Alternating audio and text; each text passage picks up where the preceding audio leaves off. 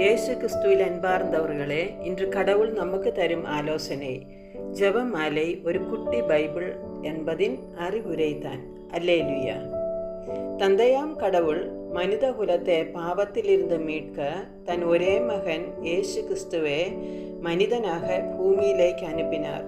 இயேசு ஆதம் ஏவாள் வழி சாத்தானால் வந்த பாவத்திற்கு பரிகாரம் செய்து நிகழ்வுகளை தியானிப்பதுதான் ஜெபமாலை பிரார்த்தனை.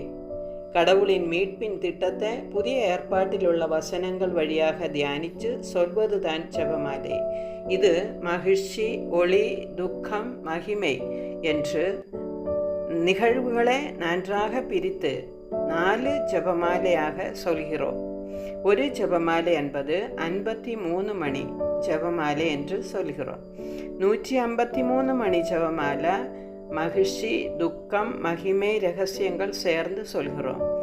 மகிழ்ச்சி, ஒளி, துக்கம், மகிமை, ரகசியங்கள் சேர்ந்து சொல்வது 1000 மணி ஜெபமாலை. அப்படியாக 53 மணி ஜெபமாலையில் 5 ரகசியங்கள், 153 மணி ஜெபமாலையில் 15 ரகசியங்கள், 1000 மணி ஜெபமாலையில் 20 ரகசியங்கள் இருக்கிறது. அது ஜெபமாலை தியானித்து சொல்வது நமக்கு தெரியுமல்லவா? மெட்ஜுகோரியாயில் தூய கன்னிமரியால் தோன்றி 153 மணி ஜெபமாலை மகிழ்ச்சி, துக்கம், மகிமை, ரகசியங்கள் வார்த்தையின்படி தியானித்து ஒரு ஜெபமாலையாக ஒவ்வொரு நாளும் சொல்ல வேண்டும் என்று வெளிப்படுத்தினாள்.